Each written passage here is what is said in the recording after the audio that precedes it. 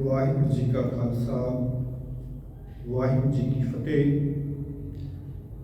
ਅੱਜ ਦਾ ਸਾਡਾ ਵਿਸ਼ਾ ਹੈ ਸਿੱਧ ਗੋਸ਼ਟ। ਇਸ ਨੂੰ ਅਸੀਂ ਇੰਟਰਫੇਥ ਡਾਇਲੌਗ ਵੀ ਕਹਿ ਸਕਦੇ ਹਾਂ। ਗੁਰੂ ਨਾਨਕ ਪਾਤਸ਼ਾਹ ਜੀ ਦੇਸ਼ ਦੇਸ਼ਾਂਤਰਾਂ ਦੇ ਵਿੱਚ ਜਾ ਕਰਕੇ ਜਦੋਂ ਲੋਕਾਂ ਦੇ ਨਾਲ ਸੰਪਰਕ ਕਰਦੇ ਹਨ, ਲੋਕ ਸੰਪਰਕ ਕਰਦੇ ਹਨ, ਉਸ ਨੂੰ ਸਿੱਖ ਇਤਿਹਾਸ ਦੇ ਵਿੱਚ ਉਦਾਸੀਆਂ ਦੇ ਨਾਮ ਦੇ ਨਾਲ ਵੀ ਜਾਣਿਆ ਜਾਂਦਾ ਹੈ। ਔਰ ਇਹਨਾਂ ਉਦਾਸੀਆਂ ਦੌਰਾਨ ਗੁਰੂ ਪਾਤਸ਼ਾਹ ਜੀ ਵੱਖ-ਵੱਖ ਧਰਮ ਦੇ ਤੀਰਥ ਅਸਥਾਨਾਂ ਤੇ ਗਏ ਔਰ ਜਿਹੜੇ ਧਰਮਾਂ ਦੇ ਮੋਢੀ ਸਨ ਉਹਨਾਂ ਦੇ ਨਾਲ ਸੰਵਾਦ ਕੀਤਾ, ਉਹਨਾਂ ਦੇ ਨਾਲ ਵਿਚਾਰ ਕੀਤੇ। ਸੋ ਪਹਿਲਾਂ ਜੋ ਸੰਵਾਦ ਕਰਨ ਵਾਸਤੇ ਪ੍ਰਚਾਰ ਦੌਰੇ ਕੀਤੇ ਗੁਰੂ ਪਾਤਸ਼ਾਹ ਜੀ ਨੇ, ਉਸ ਨੂੰ ਸਿੱਖ ਇਤਿਹਾਸ ਦੇ ਵਿੱਚ ਜੋ ਉਦਾਸੀਆਂ ਦਾ ਨਾਂ ਦਿੱਤਾ ਗਿਆ ਹੈ, ਉਹਨਾਂ ਉਦਾਸੀਆਂ ਬਾਰੇ ਵੀ ਸਿੱਖ ਇਤਿਹਾਸ ਦੇ ਵਿੱਚ ਥੋੜ੍ਹਾ ਜਿਹਾ ਵੱਖ-ਵੱਖ ਵਿਦਵਾਨਾਂ ਨੇ ਵੱਖ-ਵੱਖ ਤਰੀਕੇ ਦੇ ਨਾਲ ਲਿਖਿਆ ਹੈ।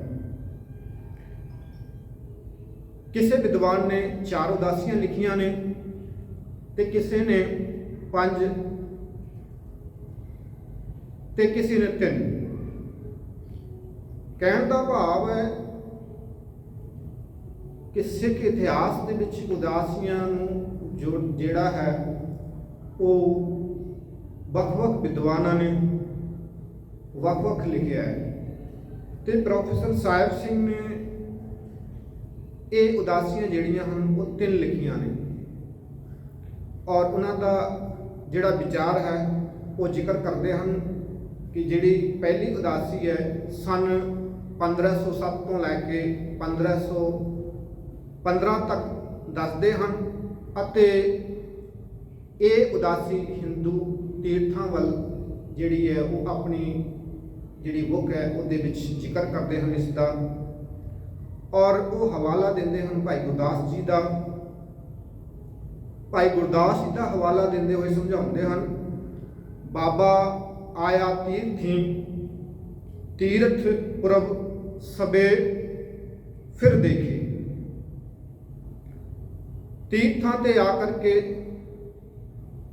ਗੁਰੂ ਪਾਤਸ਼ਾਹ ਜੀ ਨੇ ਲੋਕਾਂ ਨੂੰ ਸਮਝਾਇਆ ਕਿ ਭੇਖੀ ਪ੍ਰਭੂ ਜਿਹੜਾ ਹੈ ਉਹ ਨਹੀਂ ਪਾਈਦਾ ਹੈ। ਭਾਵ ਕਿ ਭੇਖ ਧਾਰਨ ਕਰਨ ਦੇ ਨਾਲ ਜਾਂ ਫੋਕਟ ਕਰਮ ਕਰਨ ਦੇ ਨਾਲ ਪ੍ਰਭੂ ਪਰਮਾਤਮਾ ਦੀ ਜਿਹੜੀ ਪ੍ਰਾਪਤੀ ਨਹੀਂ ਹੋ ਸਕਦੀ। ਤੇ ਦੂਜੀ ਉਦਾਸੀ ਗੁਰੂ ਨਾਨਕ ਸਾਹਿਬ ਜੀ ਦੀ ਸਾਹਿਬ ਸਿੰਘ ਜੀ ਸਨ 1517 ਤੋਂ 1518 ਈਸਵੀ ਦੱਸਦੇ ਹਨ ਔਰ ਇਹ ਮੰਨਦੇ ਹਨ ਇਸ ਉਦਾਸੀ ਦੌਰਾਨ ਗੁਰੂ ਪਾਤਸ਼ਾਹ ਜੀ ਸਿੱਧ ਜੋਗੀਆਂ ਅਤੇ ਇਹਨਾਂ ਦੇ ਜਿਹੜੇ ਮੇਨ ਪ੍ਰਚਾਰਕ ਸਨ ਜਾਂ ਜੋਗੀਆਂ ਦੇ ਆਗੂ ਸਨ, ਉਹਨਾਂ ਨੂੰ ਜਾ ਕਰਕੇ ਮਿਲੇ ਹਨ। ਔਰ ਇਸ ਦਾ ਹਵਾਲਾ ਵੀ ਭਾਈ ਗੁਰਦਾਸ ਜੀ ਆਪਣੀ ਵਾਰਾਂ ਵਿੱਚ ਦੱਸਦੇ ਹਨ। ਫਿਰ ਜਾ ਚੜੇ ਸੁਮੇਰ ਪਰ ਸਿੱਧ ਮੰਡਲੀ ਦ੍ਰਿਸ਼ਟੀ ਆਈ। ਇਸ ਤਰ੍ਹਾਂ ਉਦਾਸੀਆਂ ਦਾ ਉਦਾਹਰਣ ਦਿੰਦੇ ਹੋਏ ਸਮਝਾਉਂਦੇ ਹਨ ਕਿ ਐਮਨਾਬਾਦ, ਸਿਆਲਕੋਟ, ਹਮਜਾਗੋਸ਼, ਜੰਮੂ ਕਸ਼ਮੀਰ ਆਦਿ ਸਥਾਨਾਂ ਤੇ ਗੁਰੂ ਪਾਤਸ਼ਾਹ ਜੀ ਲੋਕਾਂ ਦੇ ਨਾਲ ਸੰਵਾਦ ਕਰਦੇ ਹੋਏ ਲੋਕਾਂ ਨੂੰ ਉਸ ਰੱਬ ਦੇ ਨਾਲ ਜੋੜਦੇ ਹੋਏ ਇਸ ਤਰ੍ਹਾਂ ਉਦਾਸੀਆਂ ਜਿਹੜੀਆਂ ਹਨ ਉਹ ਕਰਦੇ ਰਹੇ। ਔਰ ਇਸੇ ਉਦਾਸੀ ਦੌਰਾਨ ਜਿਹੜਾ ਪੰਡਿਤ ਬ੍ਰਹਮਦਾਸ ਉਹਨੂੰ ਮਿਲੇ ਸਨ। ਗੁਰੂ ਨਾਨਕ ਪਾਤਸ਼ਾਹ ਜੀ ਦੀਆਂ ਉਦਾਸੀਆਂ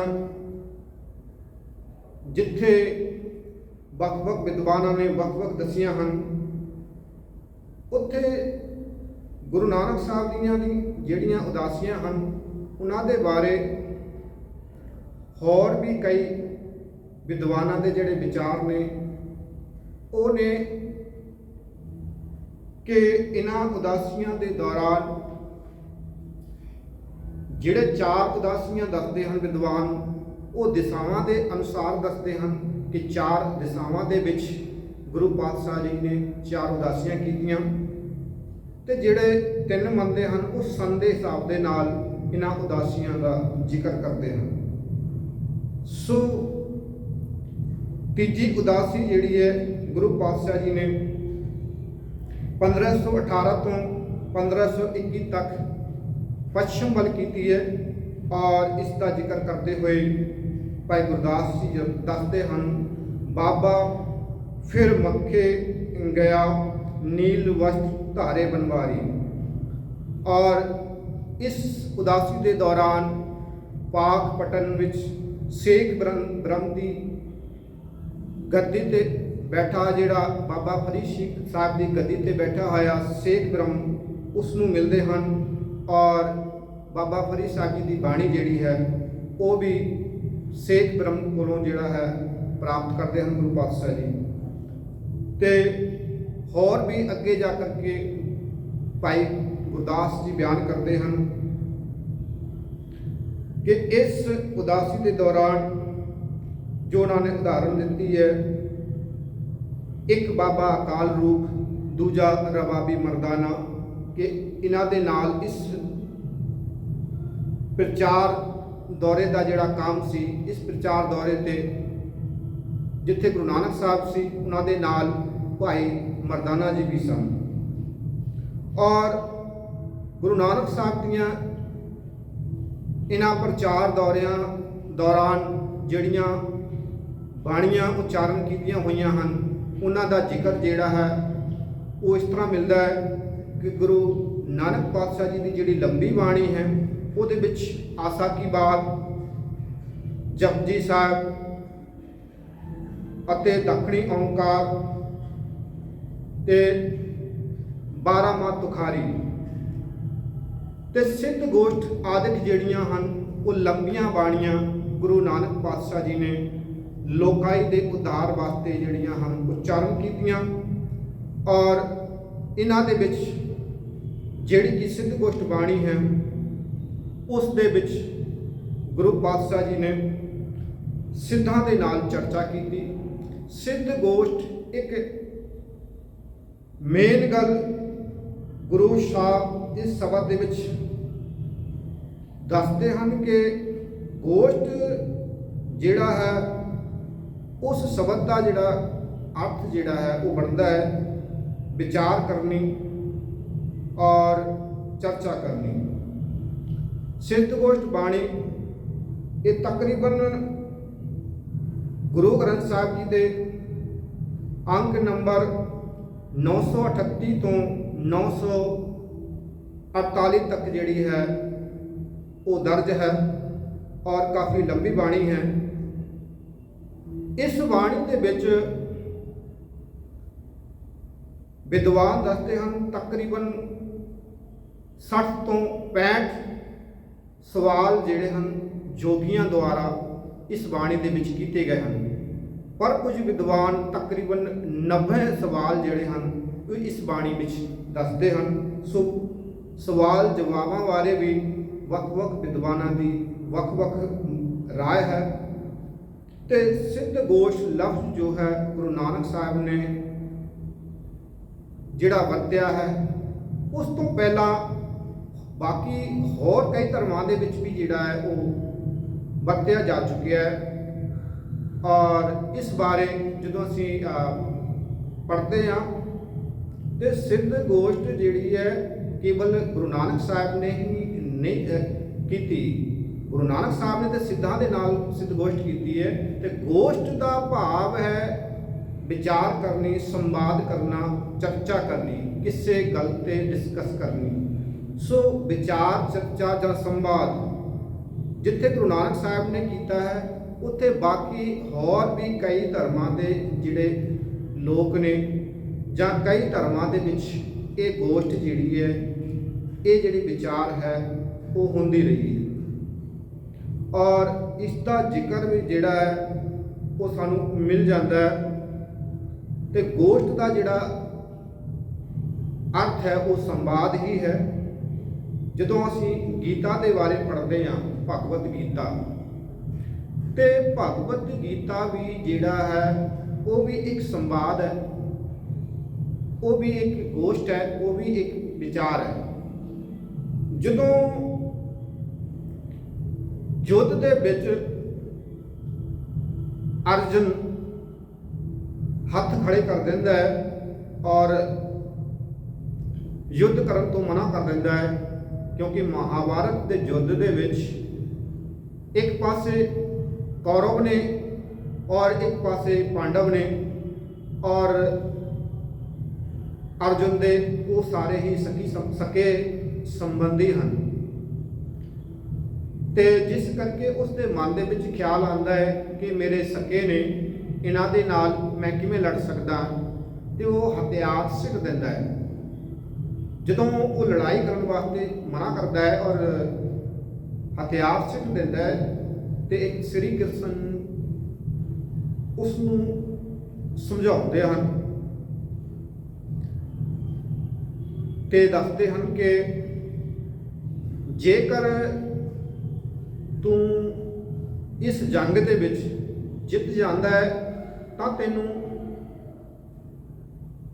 ਸਾਰੇ ਜਿਹੜੀ ਰਾਜਗੱਦੀ ਹੈ ਜਾਂ ਸਾਰਾ ਰਾਜ ਪਾਟ ਹੈ, ਜਿੱਥੇ ਤੱਕ ਧਰਤੀ ਦੇ ਉੱਤੇ ਰਾਜ ਹੈ ਤੁਹਾਡਾ, ਉਹ ਸਾਰਾ ਤੈਨੂੰ ਮਿਲ ਜਾਏਗਾ ਤੇ ਤੂੰ ਦੁਨਿਆਵੀ ਤੌਰ ਤੇ ਰਾਜ ਕਰ ਸਕੇਗਾ। ਤੇ ਜੇਕਰ ਜੰਗ ਦੇ ਵਿੱਚ ਸ਼ਹੀਦ ਹੁੰਦਾ ਤਾਂ ਤੈਨੂੰ ਸਵਰਗ ਜਿਹੜਾ ਹੈ ਉਹ ਮਿਲ ਸਕਦਾ ਹੈ, ਸਵਰਗ ਦੀ ਪ੍ਰਾਪਤੀ ਹੋ ਸਕਦੀ ਹੈ। ਸੋ ਇਸ ਤਰ੍ਹਾਂ ਦੀ ਜਿਹੜੀ ਵਿਚਾਰ ਹੈ ਉਹਨਾਂ ਦੇ ਵਿੱਚ ਹੁੰਦੀ ਹੈ, ਉਹਨਾਂ ਦੇ ਵਿੱਚ ਸੰਵਾਦ ਹੁੰਦਾ ਹੈ, ਉਹਨਾਂ ਦੇ ਵਿੱਚ ਗੋਸ਼ਟ ਹੁੰਦੀ ਹੈ। ਸੋ ਵਿਦਵਾਨਾਂ ਨੇ ਇਸ ਨੂੰ ਵੀ ਜਿਹੜਾ ਹੈ ਸੰਵਾਦ ਆਖਿਆ ਹੈ, ਇਸ ਨੂੰ ਵੀ ਜਿਹੜਾ ਹੈ ਗੋਸ਼ਟ ਆਖਿਆ ਹੈ। ਕਹਿਣ ਦਾ ਭਾਵ ਹੈ ਕਿ ਜਿੱਥੇ ਸਿੱਖ ਮਤ ਦੇ ਵਿੱਚ, ਅਸੀਂ ਸਿੱਖ ਧਰਮ ਦੇ ਵਿੱਚ ਗੁਰੂ ਨਾਨਕ ਪਾਤਸ਼ਾਹ ਜੀ ਦੀ ਗੋਸ਼ਟ ਦੀ ਗੱਲ ਜਦੋਂ ਪੜ੍ਹਦੇ ਹਾਂ ਜਾਂ ਸੁਣਦੇ ਹਾਂ ਕਿ ਗੁਰੂ ਨਾਨਕ ਪਾਤਸ਼ਾਹ ਜੀ ਦੀ ਗੋਸ਼ਟ ਜਿਹੜੀ ਹੈ ਸਿੱਧਾਂ ਦੇ ਨਾਲ ਹੋਈ ਹੈ, ਔਰ ਸਿੱਧ ਗੋਸ਼ਟ ਨਾਮਕ ਬਾਣੀ ਗੁਰੂ ਨਾਨਕ ਪਾਤਸ਼ਾਹ ਜੀ ਨੇ ਉਚਾਰਨ ਕੀਤੀ ਹੈ। ਤੇ ਗੋਸ਼ਟ ਦਾ ਭਾਵ ਇਹ ਹੀ ਹੈ ਕਿ ਸੰਵਾਦ ਕਰਨਾ, ਵਿਚਾਰ ਕਰਨਾ। ਤੇ ਇਹ ਵਿਚਾਰਾਂ, ਇਹ ਗੋਸ਼ਟਾਂ ਜਿਹੜੀਆਂ ਹਨ ਬਾਕੀ ਧਰਮਾਂ ਦੇ ਵਿੱਚ ਵੀ ਇਸ ਤਰ੍ਹਾਂ ਜਿਹੜੀਆਂ ਉਹ ਹੁੰਦੀਆਂ ਰਹੀਆਂ ਹਨ। ਤੇ ਇਸ ਬਾਰੇ ਵੱਖ-ਵੱਖ ਵਿਦਵਾਨਾਂ ਦੇ ਹੋਰ ਵੀ ਕਈ ਹੋਰ ਵਿਚਾਰ ਜਿਹੜੇ ਹਨ ਉਹ ਮਿਲਦੇ ਹਨ ਸਾਨੂੰ। ਤੇ ਜੇ ਬੁੱਧ ਮਤ ਦੀ ਗੱਲ ਕਰਦੇ ਹਾਂ ਅਸੀਂ, ਤੇ ਬੁੱਧ ਧਰਮ ਦੇ ਵਿੱਚ ਪੁਰਾਣੇ ਧਰਮ ਜਨਮਾਂ ਦੀ, ਪਿਛਲੇ ਜਨਮਾਂ ਦੀ ਜਿਹੜੀ ਹੈ ਵਿਚਾਰ ਗੋਸ਼ਟੀ ਜਿਹੜੀ ਹੈ ਉਹ ਕੀਤੀ ਹੋਈ ਮਿਲਦੀ ਹੈ, ਔਰ ਪੁਰਾਣੇ ਜਨਮਾਂ ਦਾ, ਪਿਛਲੇ ਜਨਮਾਂ ਦਾ ਵਿਚਾਰ ਵਟਾਂਦਰਾ, ਵਿਚਾਰ ਗੋਸ਼ਟੀ ਜਿਹੜੀ ਹੈ ਉਹ ਬੁੱਧ ਮਤ ਦੇ ਵਿੱਚ ਕੀਤੀ ਗਈ ਜਿਹੜੀ ਪ੍ਰਾਪਤ ਹੁੰਦੀ ਹੈ। ਸੋ ਕਹਿਣ ਦਾ ਭਾਵ ਹੈ ਬੁੱਧ ਧਰਮ ਦੇ ਵਿੱਚ ਜੋ ਸੰਵਾਦ ਹੋਇਆ ਹੈ ਉਹ ਪੁਰਾਣੇ ਜਨਮਾਂ ਬਾਰੇ, ਪਿਛਲੇ ਜਨਮਾਂ ਦੀ ਗੱਲਾਂ ਨੂੰ ਲੈ ਕਰਕੇ ਸੰਵਾਦ ਹੋਇਆ ਹੈ, ਉਸ ਦੇ ਉੱਤੇ ਗੋਸ਼ਟ ਜਿਹੜੀ ਹੈ ਉਹ ਕੀਤੀ ਗਈ ਹੈ। ਇਹ ਵਿਦਵਾਨ ਜਿਹੜੇ ਹਨ ਇਸ ਗੱਲ ਨੂੰ ਮੰਨਦੇ ਹਨ। ਤੇ ਜੇਕਰ ਰਾਮਾਇਣ ਤੇ ਮਹਾਭਾਰਤ ਬਾਰੇ ਅਸੀਂ ਸੁਣਦੇ ਜਾਂ ਪੜ੍ਹਦੇ ਹਾਂ, ਤੇ ਰਾਮਾਇਣ ਔਰ ਮਹਾਭਾਰਤ ਵੀ ਜਿਹੜੀ ਹੈ ਉਸ ਦੇ ਵਿੱਚ ਵੀ ਸੰਵਾਦ, ਉਸ ਦੇ ਵਿੱਚ ਵੀ ਗੋਸ਼ਟ ਜਿਹੜੀ ਹੈ ਉਹ ਹੋਈ ਹੈ, ਉਸ ਦੇ ਵਿੱਚ ਵੀ ਜਿਹੜਾ ਉਹ ਬਹੁਤ ਤਗੜਾ ਸੰਵਾਦ ਹੋਇਆ। ਔਰ ਇਸ ਦੇ ਵਿੱਚ ਰਾਜੇ ਰਾਣੀਆਂ ਔਰ ਜਿਹੜੇ ਧਰਮ ਦੇ ਠੇਕੇਦਾਰ ਨੇ ਉਹਨਾਂ ਦੇ ਬਾਰੇ ਜਿਹੜੀ ਗੋਸ਼ਟ ਹੈ, ਰਾਜਿਆਂ ਦੀ ਗੋਸ਼ਟ, ਰਾਜਿਆਂ ਦੇ ਨਾਲ ਸੰਵਾਦ ਜਿਹੜਾ ਹੈ ਉਹ ਸਾਨੂੰ ਪ੍ਰਾਪਤ ਹੁੰਦਾ ਹੈ।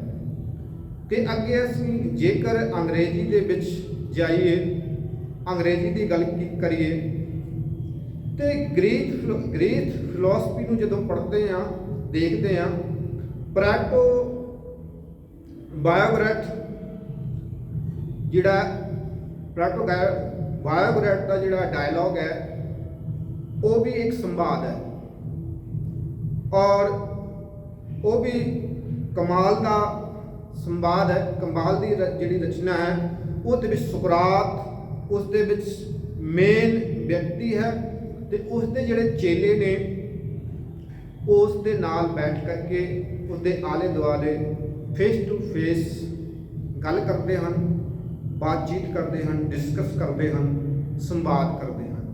ਇਹ ਵੀ ਜਿਹੜੀ ਹੈ ਇੱਕ ਗੋਸ਼ਟ ਹੈ, ਇਹ ਵੀ ਇੱਕ ਸੰਵਾਦ ਹੈ। ਇਸ ਤਰ੍ਹਾਂ ਵੱਖ-ਵੱਖ ਮਤਾਂ ਦੇ ਵਿੱਚ ਵੱਖ-ਵੱਖ ਗੋਸ਼ਟਾਂ ਜਿਹੜੀਆਂ ਉਹ ਹੁੰਦੀਆਂ ਰਹੀਆਂ ਤੇ ਇਸ ਤਰ੍ਹਾਂ ਗੋਰਖ ਗਣੇਸ਼ ਗੋਸ਼ਟ, ਗੋਰਖ ਮਛੰਦਰ ਗੋਸ਼ਟ ਤੇ ਗੋਸ਼ਟ ਗੋਰਖ, ਇਸ ਤਰ੍ਹਾਂ ਕਈ ਗੋਸ਼ਟਾਂ ਜਿਹੜੀਆਂ ਹਨ ਸਾਡੇ ਸਾਹਮਣੇ ਇਹ ਆਉਂਦੀਆਂ ਹਨ ਔਰ ਸਾਨੂੰ ਤਕਰੀਬਨ ਪ੍ਰਾਪਤ ਹੁੰਦੀਆਂ ਹਨ। ਤੇ ਹਿੰਦੁਸਤਾਨ ਦਾ ਸਭ ਤੋਂ ਪ੍ਰਾਚੀਨ ਗ੍ਰੰਥ ਜਿਹੜਾ ਹੈ ਉਹ ਰਿਗਵੇਦ ਹੈ। ਜਿਹੜੇ ਧਾਰਮਿਕ ਵਿਦਵਾਨ ਨੇ ਤਕਰੀਬਨ ਇਹ ਮੰਨਦੇ ਹਨ ਜਿਹੜੇ ਵੇਦ ਨੇ ਉਹ ਅਨਾਦਿ ਨੇ, ਭਾਵ ਕਿ ਇਹਨਾਂ ਦੀ ਜਿਹੜੀ ਰਚਨਾ ਹੈ ਉਹ ਆਕਾਸ਼ਬਾਣੀ ਤੋਂ ਹੋਈ ਮੰਨੀ ਜਾਂਦੀ ਹੈ। ਔਰ ਰਿਗਵੇਦ ਦੀ ਜਦੋਂ ਆਪਾਂ ਗੋਸ਼ਟ ਪੜ੍ਹਦੇ ਹਾਂ ਤੇ ਇਹਦੇ ਵਿੱਚ ਯਮ ਤੇ ਯਮੀ ਦੀ ਜਿਹੜੀ ਗੋਸ਼ਟ ਹੈ ਬਹੁਤ ਪ੍ਰਸਿੱਧ ਗੋਸ਼ਟ ਹੈ ਤੇ ਜਿਹੜੇ ਇਸ ਉੱਤੇ ਤਕਰੀਬਨ ਜਿਹੜੇ ਲੋਕ ਥੀਸਿਸ ਲਿਖਦੇ ਹਨ ਜਾਂ ਜਿਨ੍ਹਾਂ ਨੇ ਇਸ ਉੱਤੇ ਖੋਜ ਕੀਤੀ ਹੈ ਉਹ ਬਹੁਤ ਹੀ ਚੰਗੀ ਤਰ੍ਹਾਂ ਜਾਣਦੇ ਹਨ ਯਮ ਤੇ ਯਮੀ ਦੀ ਜਿਹੜੀ ਗੋਸ਼ਟ ਕੀ ਗੋਸ਼ਟ ਹੈ। ਯਮ ਤੇ ਯਮੀ ਦੋ ਭੈਣ ਭਰਾ ਹੁੰਦੇ ਹਨ ਔਰ ਉਹਨਾਂ ਦਾ ਜਿਹੜਾ ਸੰਵਾਦ ਹੈ ਉਹ ਇੱਕ ਐਸੇ ਵਿਸ਼ੇ ਦੇ ਉੱਤੇ ਹੈ ਜਿਸ ਨੂੰ ਸਮਾਜ ਦੇ ਵਿੱਚ ਚੰਗਾ ਨਹੀਂ ਸਮਝਿਆ ਜਾਂਦਾ ਹੈ, ਮਾੜਾ ਸਮਝਿਆ ਜਾਂਦਾ ਹੈ ਔਰ ਉਹ ਵਿਸ਼ਾ ਹੈ ਸੰਭੋਗ ਨੂੰ ਲੈ ਕਰਕੇ ਇਹ ਸੰਵਾਦ ਕਰਦੇ ਹਨ ਤੇ ਇਹ ਸੰਵਾਦ ਜਿਹੜਾ ਰਿਗਵੇਦ ਤੋਂ ਪ੍ਰਾਪਤ ਹੁੰਦਾ ਹੈ। ਤੇ ਜਦੋਂ ਉਪਨਿਸ਼ਦਾਂ ਦੀ ਗੱਲ ਕਰਦੇ ਹਾਂ, ਉਪਨਿਸ਼ਦ ਜਿਹੜੇ ਹਨ ਇਹ ਵੀ ਜਿਹੜੇ ਹਿੰਦੂ ਧਰਮ ਦੇ ਧਾਰਮਿਕ ਗ੍ਰੰਥ ਨੇ। ਇਹਨਾਂ ਦੇ ਵਿੱਚ ਰਿਸ਼ੀਆਂ ਤੇ ਬ੍ਰਹਮ ਗਿਆਨੀਆਂ ਦੀ ਗੋਸ਼ਟ ਹੈ। ਬ੍ਰਹਮ ਗਿਆਨੀ ਤੇ ਰਿਸ਼ੀਆਂ ਬਾਰੇ ਇਹਦੇ ਵਿੱਚ ਵਿਚਾਰ ਚਰਚਾ ਜਿਹੜੀ ਹੈ ਗੋਸ਼ਟ ਜਿਹੜੀ ਹੈ ਉਹ ਕੀਤੀ ਹੋਈ ਪ੍ਰਾਪਤ ਹੁੰਦੀ ਹੈ, ਮਿਲਦੀ ਹੈ। ਸੋ ਸਿੱਧ ਗੋਸ਼ਟ ਜਦੋਂ ਪੜ੍ਹਦੇ ਆ ਤੇ ਇਹਦੇ ਬਾਰੇ ਤਕਰੀਬਨ ਜਿਹੜੇ ਸਵਾਲ ਕੀਤੇ ਗਏ ਇਹਦੇ ਵਿੱਚ ਸਿੱਧਾਂ ਨੇ ਤਕਰੀਬਨ ਜ਼ਮੀਨ ਤੋਂ ਲੈ ਕੇ ਅਸਮਾਨ ਤੱਕ ਦੀਆਂ ਗੱਲਾਂ ਦੇ ਬਾਰੇ ਵਿਚਾਰ ਚਰਚਾ ਕੀਤੀ ਹੈ ਔਰ ਉਹਨਾਂ ਨੇ ਸਵਾਲ ਜਿੱਥੇ ਧਾਰਮਿਕ ਸਵਾਲ ਕੀਤੇ ਹਨ ਉੱਥੇ ਨਾਲ ਹੀ ਸ੍ਰਿਸ਼ਟੀ ਰਚਨਾ ਬਾਰੇ ਵੀ ਸਵਾਲ ਕੀਤੇ ਹਨ ਔਰ ਸ੍ਰਿਸ਼ਟੀ ਕਿਵੇਂ ਪੈਦਾ ਹੋਈ, ਹਵਾ ਔਰ ਪਾਣੀ ਤੋਂ ਬਗੈਰ ਜੀਵ ਕਿਵੇਂ ਰਹਿ ਸਕਦਾ ਹੈ, ਕਿਵੇਂ ਜੀਵ ਦੁਨੀਆ ਤੇ ਆਇਆ, ਬਹੁਤ ਸਾਰੇ ਸਵਾਲ ਜਿਹੜੇ ਹਨ ਇਸ ਗੋਸ਼ਟ ਦੇ ਵਿੱਚ ਉਹ ਸਾਨੂੰ ਪ੍ਰਾਪਤ ਹੁੰਦੇ ਹਨ। ਤੇ ਜਦੋਂ ਅਸੀਂ ਗੁਰੂ ਨਾਨਕ ਸਾਹਿਬ ਦਾ ਜੋ ਚਿੰਤਨ ਕਰਦੇ ਹਾਂ ਉਹ ਜਦੋਂ ਲੋਹਾਰੀ ਪਾ ਪੁੱਛਦਾ ਹੈ ਉਹਨੂੰ ਸਿੱਧ ਤੇ ਉਹ ਕਹਿੰਦਾ ਜਬ ਲਗ ਕਿ ਇਹ ਦੁਨੀਆ ਜਿਹੜੀ ਹੈ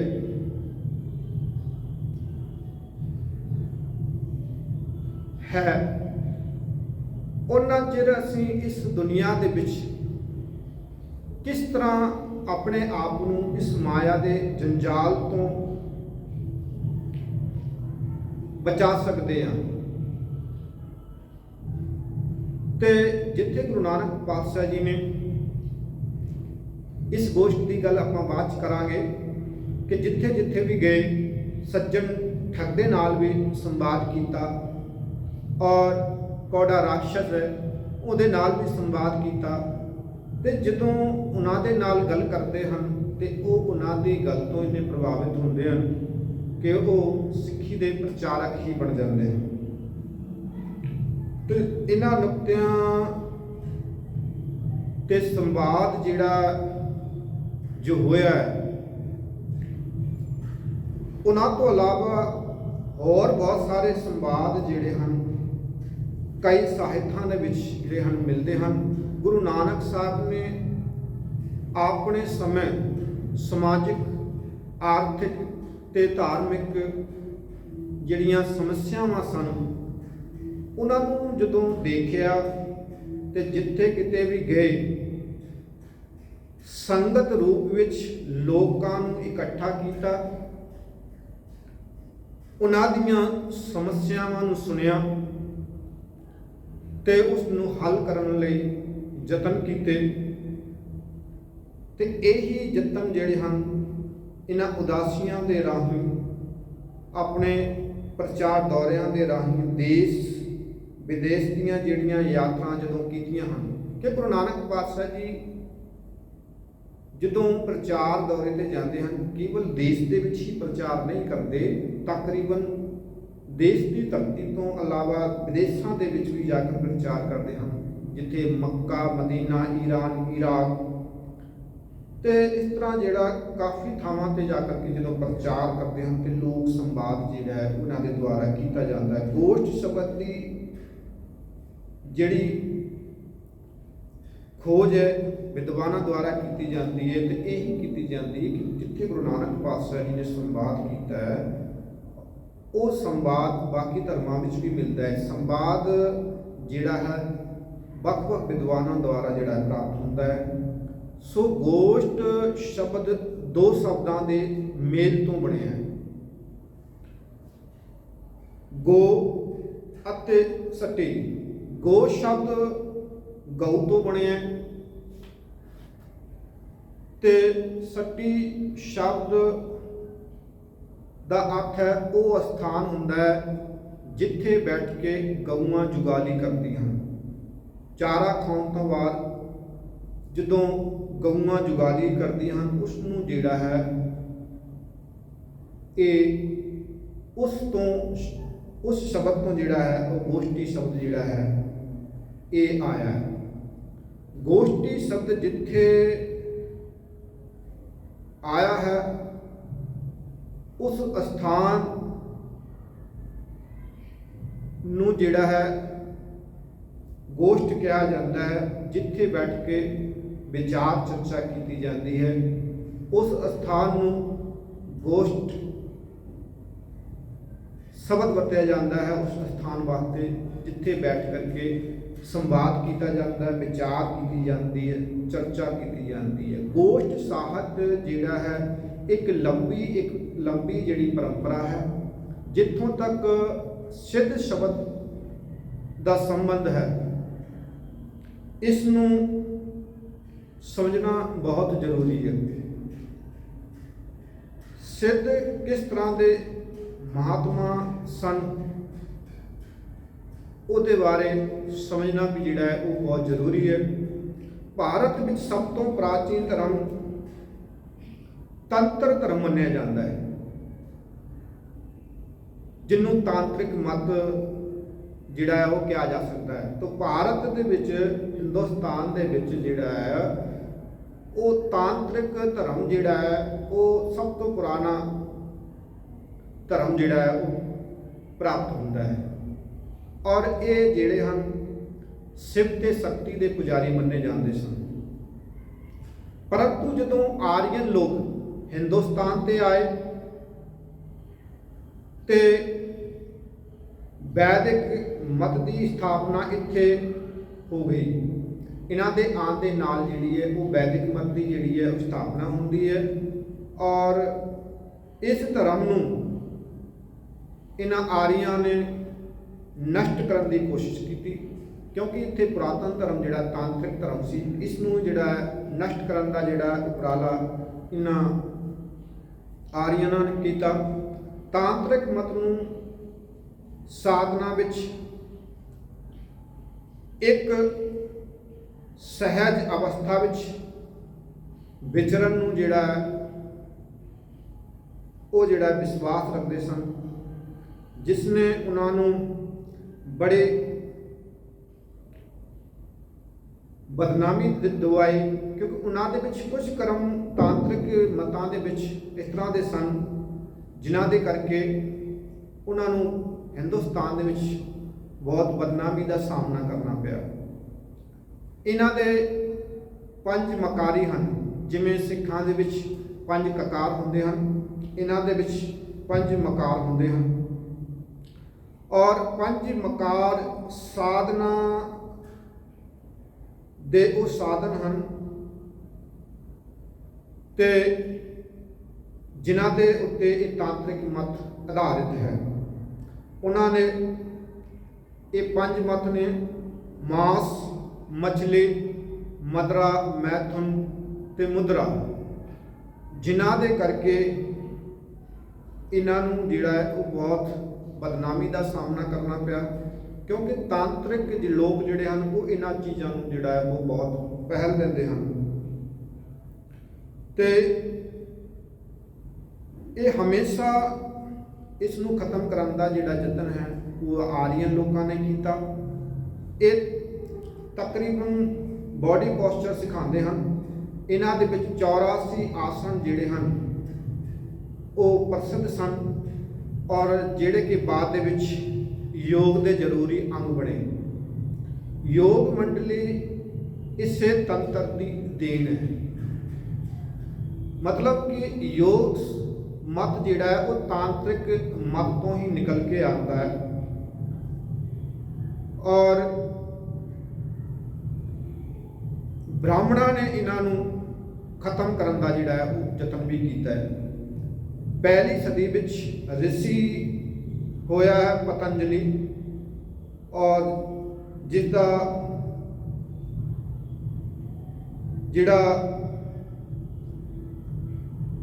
ਨਾਮ ਹੈ ਉਸ ਨੂੰ ਵਰਤੋਂ ਵਿੱਚ ਰਾਮਦੇਵ ਬਾਬਾ ਜੀ, ਜੋ ਅੱਜ ਦੇ ਯੁੱਗ ਦੇ ਵਿੱਚ ਹਿੰਦੁਸਤਾਨ ਦੇ ਵਿੱਚ ਆਪਣਾ ਪ੍ਰਚਾਰ ਕਰਦੇ ਹਨ, ਉਹਨਾਂ ਨੇ ਉਸੇ ਪਤੰਜਲੀ ਦੇ ਨਾਂ ਦੇ ਉੱਤੇ ਆਪਣਾ ਸਾਰਾ ਕਾਰੋਬਾਰ ਉਹ ਸ਼ੁਰੂ ਕੀਤਾ ਹੈ। ਉਹ ਬਹੁਤ ਤਗੜਾ ਪਤੰਜਲੀ ਰਿਸ਼ੀ ਹੋਇਆ, ਔਰ ਇਹ ਇੱਕ ਬ੍ਰਾਹਮਣ ਸੀ ਜਿਹੜਾ ਕਿ ਇਸਨੇ ਤੰਤਰ ਵਿਦਿਆ ਨੂੰ ਅਪਣਾਇਆ, ਔਰ ਤੰਤਰ ਵਿਦਿਆ ਨੂੰ ਅਪਣਾ ਕਰਕੇ ਇਸਨੇ ਤਾਂਤਰਿਕ ਮਤ ਸੀ ਉਸ ਨੂੰ ਖੋਰਾ ਲਾਉਣ ਦਾ ਉਪਰਾਲਾ ਕੀਤਾ।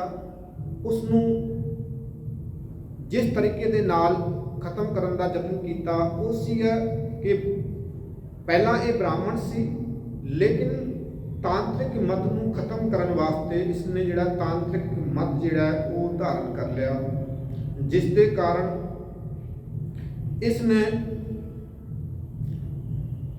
ਉਸ ਨੂੰ ਧਾਰਨ ਕਰਨ ਤੋਂ ਬਾਅਦ ਵੱਖ-ਵੱਖ ਤਰੀਕੇ ਦੇ ਨਾਲ ਤਾਂਤਰਿਕ ਮਤ ਨੂੰ ਬਦਨਾਮ ਕੀਤਾ ਔਰ ਖਤਮ ਕਰਨ ਦੇ ਯਤਨ ਕੀਤੇ, ਔਰ ਇਸਨੇ ਇੱਕ ਗ੍ਰੰਥ ਵੀ ਉਹ ਲਿਖ ਦਿੱਤਾ, ਔਰ ਇਸ ਮਤ ਦੇ ਵਿੱਚ ਇੰਨਾ ਮਿਲਗੋਵਾ ਕੀਤਾ ਜਿਸ ਦੇ ਕਾਰਨ ਤਾਂਤਰਿਕ ਮਤ ਬਹੁਤ ਬਦਨਾਮ ਹੋਇਆ। ਔਰ ਇਸ ਦੇ ਗ੍ਰੰਥ ਦਾ ਨਾਮ ਸੀਗਾ ਹਠ ਯੋਗ ਪ੍ਰਦੀਪਕਾ, ਜਿਹੜਾ ਕਿ ਪਤੰਜਲੀ ਨੇ ਲਿਖਿਆ ਸੀ। ਇਹ ਤੰਤਰ ਇੰਨਾ ਪ੍ਰਭਾਵਸ਼ਾਲੀ ਹੋ ਗਿਆ ਕਿ ਇਸ ਦਾ ਵਿਕਾਸ ਹੈ ਬਾਅਦ ਦੇ ਵਿੱਚ ਇੰਨਾ ਜ਼ਿਆਦਾ ਹੋਇਆ, ਔਰ ਇਹਦਾ ਤਿੱਬਤ ਵਾਲੇ ਪਾਸੇ ਉਹ ਬਹੁਤ ਜ਼ਿਆਦਾ ਵਿਕਾਸ ਹੋਇਆ, ਜਿਸ ਦੇ ਕਾਰਨ ਬੌਧ ਤੇ ਤੰਤਰ ਦਾ ਜਦੋਂ ਮਿਲਗੋਵਾ ਹੁੰਦਾ, ਜਦੋਂ ਆਪਸ ਵਿੱਚ ਮਿਲਦੇ ਹਨ ਤੇ ਇੱਕ ਉਹ ਨਵਾਂ ਧਰਮ ਸਾਡੇ ਸਾਹਮਣੇ ਆਉਂਦਾ, ਨਵਾਂ ਮਤ ਉਹ ਸਾਹਮਣੇ ਆਉਂਦਾ ਹੈ, ਜਿਸ ਦਾ ਨਾਮ ਹੈ ਅੱਜ ਦਾ ਦਲਾਈ ਲਾਮਾ। ਦਲਾਈ ਲਾਮਾ ਤੰਤਰ ਤੇ ਬੁੱਧ ਦਾ ਮਿਲਗੋਵਾ ਹੋਣ ਤੋਂ ਬਾਅਦ ਜਿਹੜਾ ਬਣਿਆ ਉਹ ਦਲਾਈ ਲਾਮਾ ਜਿਹੜਾ ਉਹ ਸਾਡੇ ਸਾਹਮਣੇ ਆਇਆ। ਉਹ ਉਸ ਤੰਤਰ ਤੇ ਬੁੱਧ ਦੋਨਾਂ ਮਤਾਂ ਦਾ ਮਿਲਗੋਵਾ ਹੈ। ਇਹ ਜਿੰਨੇ ਸ਼ਕਤੀਸ਼ਾਲੀ ਸੀ ਔਰ ਇੰਨਾ ਸ਼ਕਤੀਸ਼ਾਲੀ ਬਣ ਗਿਆ ਕਿ ਤਿੱਬਤ ਦੇ ਵਿੱਚ ਅੱਜ ਵੀ ਇਹਨਾਂ ਦਾ ਬਹੁਤ ਬੋਲਬਾਲਾ ਹੈ। ਜੇਕਰ ਪੰਜਾਬ ਦੀ ਗੱਲ ਕਰੀਏ, ਪੰਜਾਬ ਵਿੱਚ ਤੰਤਰ, ਯੋਗ ਮਤ, ਸੂਫੀ ਮਤ, ਬੁੱਧ ਮਤ ਅਤੇ ਵੈਦਿਕ, ਇਹ 5-4 ਮਤ ਇਸ ਤਰ੍ਹਾਂ ਦੇ ਇਕੱਤਰ ਹੋਏ ਗੁਰੂ ਨਾਨਕ ਸਾਹਿਬ ਤੋਂ ਪਹਿਲਾਂ, ਔਰ ਇਹਨਾਂ ਦਾ ਜਿਹੜਾ ਬੋਲਬਾਲਾ ਹੈ ਪੰਜਾਬ ਦੇ ਵਿੱਚ ਬਹੁਤ ਜ਼ਿਆਦਾ ਹੋਇਆ। ਔਰ ਗੋਰਖਨਾਥ ਜਿਹੜਾ ਹੈ ਇਹ 12ਵੀਂ ਸਦੀ ਦਾ ਬੰਦਾ ਹੈ। ਗੋਰਖਨਾਥ ਜਿੰਨੇ ਵੀ ਨਾਥ ਮਤ ਹਨ ਉਹਨਾਂ ਸਾਰੇ ਨਾਥ ਮਤਾਂ ਦੀ ਜਿਹੜੀ ਨੀਂਹ ਜਿਹੜੀ ਹੈ ਗੋਰਖਨਾਥ ਤੋਂ ਮੰਨੀ ਜਾਂਦੀ ਹੈ। ਔਰ ਗੋਰਖ ਜਿਹੜਾ ਹੈ ਉਹ ਤੰਤਰ ਮਤ ਦੀ ਦੇਣ ਹੈ। ਗੋਰਖਨਾਥ ਜਿਹੜਾ ਹੈ ਉਹ ਤੰਤਰ ਮਤ ਤੋਂ ਨਿਕਲਿਆ ਤੇ ਤੰਤਰ ਮਤ ਤੋਂ ਨਿਕਲ ਕੇ ਗੋਰਖਨਾਥ ਨੇ ਜਿਹੜਾ ਹੈ ਅੱਗੇ ਫਿਰ ਇੰਨਾ ਪ੍ਰਚਾਰ ਕੀਤਾ ਤੇ ਜਿਹੜਾ ਯੋਗ ਮਤ, ਸਿੱਧ ਮਤ ਜਿਹੜਾ ਹੈ ਅੱਗੇ ਬਹੁਤ ਜਿਹੜਾ ਹੈ ਪ੍ਰਭਾਵਸ਼ਾਲੀ ਬਣਿਆ ਔਰ ਪੰਜਾਬ ਦੇ ਵਿੱਚ ਤਕਰੀਬਨ ਇਹ ਬਹੁਤ ਫੈਲਿਆ। ਔਰ ਜਦੋਂ ਅਸੀਂ ਪੜ੍ਹਦੇ ਹਾਂ ਪੰਜਾਬੀ ਦਾ ਨਿਕਾਸ ਤੇ ਵਿਕਾਸ ਤੇ ਨਾਥ ਜੋਗੀਆਂ ਦਾ ਇਸ ਦੇ ਵਿੱਚ ਬਹੁਤ ਵੱਡਾ ਹੱਥ ਰਿਹਾ ਹੈ ਤੇ ਨਾਥ ਜੋਗੀਆਂ ਨੇ ਪੰਜਾਬੀ ਦਾ ਵਿਕਾਸ ਵੀ ਬਹੁਤ ਕੀਤਾ ਤੇ ਜਿੱਥੇ ਪੰਜਾਬ ਵਿੱਚ ਇਹ ਮਤ ਬਹੁਤ ਫੈਲਿਆ ਉਸ ਸਮੇਂ ਦੇ ਵਿੱਚ ਇਹਦਾ ਹੈੱਡਕੁਆਟਰ ਜਿਹੜਾ ਹੈ ਉਹ ਗੋਰਖਪੁਰ ਆ। ਗੋਰਖਪੁਰ ਜਿਹੜਾ ਹੈ ਉਹ ਇਸ ਨਾਥ ਮਤ ਦਾ ਜਿਹੜਾ ਹੈ ਉਹ ਟਿਕਾਣਾ ਜਿਹੜਾ ਸੀ ਉਹਦਾ ਹੈੱਡਕੁਆਟਰ ਬਣਿਆ। ਗੁਰੂ ਨਾਨਕ ਸਾਹਿਬ ਤੋਂ ਪਹਿਲਾਂ ਨਾਥਾਂ ਤੋਂ ਇੰਨਾ ਜ਼ਿਆਦਾ ਪ੍ਰਭਾਵ ਸੀ ਕਿ ਬਹੁਤ ਲੋਕ ਇੰਨੇ ਪ੍ਰਭਾਵਿਤ ਸਨ ਕਿ ਨਾਥਾਂ ਦੇ ਬਾਰੇ ਇਹ ਸਮਝਿਆ ਜਾਂਦਾ ਸੀ ਕਿ ਨਾਥ ਜੋਗੀ ਜਿਹੜੇ ਹਨ ਸਿਰਫ ਸੱਪਾਂ ਦਾ ਜ਼ਹਿਰ ਪੀਂਦੇ ਹਨ ਜਾਂ ਹਵਾ ਖਾ ਕਰਕੇ ਗੁਜ਼ਾਰਾ ਕਰਦੇ ਹਨ। ਇਹ ਇਸ ਤਰ੍ਹਾਂ ਦਾ ਜਿਹੜਾ ਹੈ ਵਿਚਾਰ ਜਿਹੜਾ ਹੈ ਉਹ ਮੰਨਿਆ ਜਾਂਦਾ ਸੀ ਕਿ ਨਾਥ ਜੋਗੀ ਜਿਹੜੇ ਹਨ ਕੰਦਮੂਲ ਜਾਂ ਸੱਪ ਦਾ ਜ਼ਹਿਰ ਜਾਂ ਹਵਾ ਖਾ ਕਰਕੇ ਹੀ ਆਪਣਾ ਜਿਹੜਾ ਹੈ ਉਹ ਗੁਜ਼ਾਰਾ ਕਰਦੇ ਹਨ, ਭਾਵ ਕਿ ਅੰਨ ਜਿਹੜੇ ਹਨ ਉਹ ਨਹੀਂ ਛਕਦੇ ਹਨ। ਇਸ ਤਰ੍ਹਾਂ ਦੀ ਵਿਚਾਰ ਜਿਹੜੀ ਹੈ ਇਹ ਮਤਲਬ ਮਿਲਦੀ ਹੈ ਤੇ ਇਹ ਮੰਨਿਆ ਜਾਂਦਾ ਸੀ ਕਿ ਇਹ ਇਸ ਤਰ੍ਹਾਂ ਦੀਆਂ ਚੀਜ਼ਾਂ ਖਾ ਕਰਕੇ ਜਿਹੜਾ ਸਨ ਉਹ ਆਪਣਾ ਟਾਈਮ ਪਾਸ ਕਰਦੇ ਸਨ। ਔਰ ਜਿਨ੍ਹਾਂ ਬਾਰੇ ਰਿੱਧੀਆਂ ਸਿੱਧੀਆਂ ਜਿਹੜੀਆਂ ਹਨ ਉਹ ਬਹੁਤ ਪ੍ਰਭਾਵਸ਼ਾਲੀ ਜਿਹੜੀ ਮੰਨੀ ਜਾਂਦੀ ਸੀ ਕਿ ਇਹਨਾਂ ਦੇ ਵਿੱਚ ਰਿੱਧੀਆਂ ਸਿੱਧੀਆਂ ਬਹੁਤ ਹੁੰਦੀਆਂ ਸਨ। ਇਹ ਰਿੱਧੀਆਂ ਸਿੱਧੀਆਂ ਦਾ ਜਿਹੜਾ ਹੈ ਬਹੁਤ ਪ੍ਰਚਾਰ ਕਰਦੇ ਸਨ, ਰਿੱਧੀਆਂ ਸਿੱਧੀਆਂ ਨੂੰ ਮੰਨਣ ਵਾਲੇ ਸਨ। ਇੱਕ ਸਮੇਂ ਤੋਂ ਦੂਸਰੇ ਸਮੇਂ ਦੇ ਵਿੱਚ ਜਦੋਂ ਦੇਖੀਏ ਤੇ ਇੱਕ ਥਾਂ ਤੋਂ ਦੂਸਰੀ ਥਾਂ ਮਤਲਬ ਇੱਕ ਜੋਗੀ ਇੱਕ ਸਮੇਂ ਤੇ ਇੱਥੇ ਹੋਏਗਾ ਤੇ ਉਸੇ ਸਮੇਂ ਦੂਸਰੀ ਥਾਂ ਤੇ ਵੀ ਜਿਹੜਾ ਹੈ ਉਹ ਦੇਖਿਆ ਜਾ ਸਕਦਾ ਸੀ, ਭਾਵ ਕਿ ਇਹਨਾਂ ਦੇ ਵਿੱਚ ਕਰਾਮਾਤੀਆਂ ਸ਼ਕਤੀਆਂ ਦਾ ਵੀ ਜਿਹੜਾ ਹੈ ਬੜਾ ਬੋਲਬਾਲਾ ਜਿਹੜਾ ਹੈ ਮੰਨਿਆ ਜਾਂਦਾ ਰਿਹਾ ਕਿ ਇੱਕ ਸਰੀਰ ਹੀ ਜਿਹੜਾ ਇੱਕ ਸਮੇਂ ਤੇ ਕਈ ਥਾਵਾਂ ਤੇ ਜਿਹੜਾ ਹੈ ਉਹ ਹੋ ਸਕਦਾ ਸੀ। ਇਹ ਇਹਨਾਂ ਦੇ ਬਾਰੇ ਇਹ ਸਮਝਿਆ ਜਾਂਦਾ ਸੀ ਔਰ ਤਕਰੀਬਨ ਇਹਨਾਂ ਦਾ ਜਿਹੜਾ ਪ੍ਰਭਾਵ ਹੈ ਉਹ ਇੰਨਾ ਜ਼ਿਆਦਾ ਰਿਹਾ ਕਿ ਲੋਕ ਜਿਹੜੇ ਸਨ ਇਹਨਾਂ ਕੋਲ ਡਰਦੇ ਵੀ ਰਹੇ ਨੇ ਕਿਉਂਕਿ ਇਹ ਹਮੇਸ਼ਾ ਆਪਣੀਆਂ ਰਿੱਧੀਆਂ ਸਿੱਧੀਆਂ ਦਾ ਜਿਹੜਾ ਉਹ ਲੋਕਾਂ ਨੂੰ ਡਰਾਵਾ ਦਿੰਦੇ ਰਹੇ ਸਨ। ਉਹਨਾਂ ਡਰਾਵਿਆਂ ਸਦਕਾ ਲੋਕ ਇਹਨਾਂ ਦੀ ਜਿਹੜੀ ਹੈ ਉਪਾਸਨਾ ਵੀ ਕਰਦੇ ਸਨ, ਭਾਵ ਕਿ ਇਹਨਾਂ ਦੀ ਆਓ ਭਗਤ ਵੀ ਜਿਹੜੇ ਸਨ ਉਹ ਲੋਕ ਜਿਹੜੇ ਹਨ ਉਹ ਕਰਦੇ ਸਨ ਕਿਉਂਕਿ ਜੋਗੀਆਂ ਦੇ ਉੱਤੇ ਲੋਕਾਂ ਦਾ ਵਿਸ਼ਵਾਸ ਵੀ ਜਿਹੜਾ ਹੈ ਉਹ ਬਹੁਤ ਜ਼ਿਆਦਾ ਰਿਹਾ ਹੈ। ਜਿੱਥੇ ਲੋਕ ਡਰਦੇ ਸਨ ਇਹਨਾਂ ਕੋਲ ਉੱਥੇ ਇਹਨਾਂ ਦਾ ਵਿਸ਼ਵਾਸ ਵੀ ਜੋਗੀਆਂ ਦੇ ਉੱਤੇ ਬਹੁਤ ਰਿਹਾ ਹੈ ਤੇ ਇਹਨਾਂ ਤੇ ਇਹਨਾਂ ਵਿਸ਼ਵਾਸ ਸੀ ਕਿ ਉਸ ਵਿਸ਼ਵਾਸ ਦਾ ਇਹ ਜੋਗੀ ਲੋਕ ਮਿਸਯੂਜ ਵੀ ਕਰਦੇ ਰਹੇ। ਪੰਜਾਬ ਦੇ ਵਿੱਚ ਇੱਕ ਕਹਾਵਤ ਵੀ ਜਿਹੜੀ ਹੈ ਬੜੀ ਮਸ਼ਹੂਰ ਰਹੀ ਕਿ ਪੰਜਾਬੀ ਦਾ ਇੱਕ ਲੋਕ ਗੀਤ ਵੀ ਜਿਹਦੇ ਬਾਰੇ ਕਿ ਜੋਗੀ ਉੱਤਰ ਪਹਾੜੋਂ ਆਇਆ ਚਰਖੇ ਦੀ ਹੂਕ ਸੁਣ ਕੇ। ਇਹੀ ਭਾਵ ਕਿ ਜੋਗੀ ਜਿਹੜੇ ਸਨ ਕਿ ਚਰਖਾ ਜਿਹੜਾ ਹੈ ਉਹ ਔਰਤਾਂ ਕੱਤਦੀਆਂ ਸਨ ਤੇ ਜੋਗੀ ਲੋਕ ਗ੍ਰਸਤ ਜੀਵਨ ਤੋਂ ਭੁਲਾਵੇ ਰਹਿੰਦੇ ਸਨ, ਭਾਵ ਕਿ ਗ੍ਰਸਤ ਜੀਵਨ ਨੂੰ ਨਹੀਂ ਅਪਣਾਉਂਦੇ ਸਨ। ਤੇ ਜਦੋਂ ਚਰਖਾ ਕੱਤਦੀ ਆਵਾਜ਼ ਸੁਣੀ ਗਈ ਤੇ ਜੋਗੀ ਜਿਹੜੇ ਹਨ ਉਹ ਆਪਣਾ ਅੰਨ ਪਾਣੀ ਮੰਗਣ ਵਾਸਤੇ ਜਦੋਂ ਗ੍ਰਸਤੀਆਂ ਵਿੱਚ ਆ ਜਾਂਦੇ, ਉਹਦਾ ਜ਼ਿਕਰ ਜਿਹੜਾ ਹੈ ਉਹ ਇਸ ਲੋਕ ਗੀਤ ਵਿੱਚ ਵੀ ਕੀਤਾ ਗਿਆ ਹੈ। ਸੋ ਲੋਕ ਪ੍ਰਾਚੀਨ ਸਮਿਆਂ ਦੇ ਵਿੱਚ ਵੀ ਇਹਨਾਂ ਦੀਆਂ ਰਿੱਧੀਆਂ ਸਿੱਧੀਆਂ ਤੋਂ ਜਿਹੜਾ ਹੈ ਬਹੁਤ ਪ੍ਰਭਾਵਿਤ ਸਨ। ਬਹੁਤ ਦੂਰ ਰਹਿਣਾ ਇਹਨਾਂ ਨੂੰ ਤਕਰੀਬਨ ਦੱਸਿਆ ਨਹੀਂ ਜਾਂਦਾ ਸੀ, ਕਿਉਂਕਿ ਇਹ ਜਿਹੜੇ ਸਨ ਇਹਨਾਂ ਦੇ ਮਤ ਦੇ ਵਿੱਚ ਇਹ ਦੱਸਿਆ ਜਾਂਦਾ ਸੀ ਕਿ ਗ੍ਰਸਤ ਧਰਮ ਦੇ ਜਿਹੜੇ ਲੋਕ ਰਹਿੰਦੇ ਹਨ ਉਹਨਾਂ ਦੇ ਨੇੜੇ ਹੀ ਰਹਿਣਾ ਜਿਹੜਾ ਹੈ ਇਹਨਾਂ ਨੂੰ ਚਾਹੀਦਾ ਹੈ। ਜਿੱਥੇ ਲੋਕਾਂ ਦੇ ਵਿੱਚ ਇਹ ਪ੍ਰਚਲਿਤ ਸੀਗੀਆਂ ਹੋਰ ਗੱਲਾਂ ਤੇ ਉੱਥੇ ਇਹਨਾਂ ਦੇ ਬਾਰੇ ਇਹ ਵੀ ਮਿਲਦਾ ਹੈ ਕਿ ਇਹਨਾਂ ਦੇ ਮਤ ਦੇ ਲੋਕ ਇਹ ਕਹਿੰਦੇ ਸਨ ਕਿ ਇਹਨਾਂ ਨੂੰ ਗ੍ਰਸਤੀਆਂ ਦੇ ਨੇੜੇ ਰਹਿਣਾ ਚਾਹੀਦਾ ਹੈ ਕਿ ਜਦੋਂ ਇਹਨਾਂ ਨੂੰ ਭੁੱਖ ਲੱਗੇ ਤੇ ਜੰਗਲਾਂ ਤੋਂ ਆ ਕਰਕੇ, ਕਿਉਂਕਿ ਜੰਗਲਾਂ ਪਹਾੜਾਂ ਦੇ ਵਿੱਚ ਰਹਿਣਾ ਜਿਹੜਾ ਉਹ ਇਹਨਾਂ ਦਾ ਧਰਮ ਸਮਝਿਆ ਜਾਂਦਾ ਸੀ, ਧਰਮ ਦਾ ਕੰਮ ਜਿਹੜਾ ਉਹ ਸਮਝਿਆ ਜਾਂਦਾ ਸੀ ਤੇ ਤਾਂ ਕਿ ਇਹਨਾਂ ਨੂੰ ਭੁੱਖ ਲੱਗੇ ਤੇ ਭੀਖ ਮੰਗਣ ਵਾਸਤੇ ਜੋ ਗ੍ਰਸਤੀਆਂ ਕੋਲ ਆ ਸਕਣ ਔਰ ਆਪਣਾ ਪੇਟ ਜਿਹੜਾ ਉਹ ਭਰ ਸਕਣ। ਇਹ ਗੱਲ ਵੀ ਇਹਨਾਂ ਦੇ ਬਾਰੇ ਜਿਹੜਾ ਹੈ ਉਹ ਪ੍ਰਚਲਿਤ ਰਹੀ ਹੈ। ਇੱਕ ਪ੍ਰੈਕਟੀਕਲ ਸੱਚਾਈ ਹੈ ਕਿ ਗੁਰੂ ਗ੍ਰੰਥ ਸਾਹਿਬ ਨੇ ਇਹਨਾਂ ਜੋਗੀਆਂ ਦੀ ਜਿਹੜੀਆਂ ਗੱਲਾਂ ਨੇ ਉਹਨਾਂ ਸਾਰੀਆਂ ਨੂੰ ਉਜਾਗਰ ਕੀਤਾ ਲੋਕਾਂ ਦੇ ਸਾਹਮਣੇ, ਕਿਸ ਤਰ੍ਹਾਂ ਦਾ ਮਤ ਸੀ, ਕੀ ਕੁਝ ਇਹ ਕਰਦੇ ਸਨ।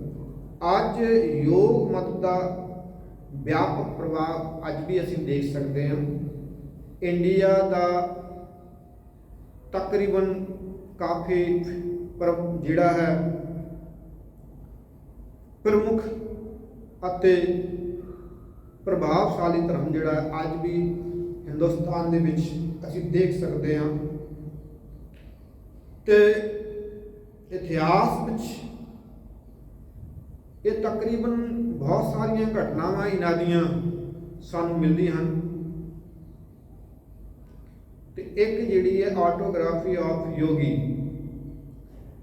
ਜਿਹੜੀ ਕਿ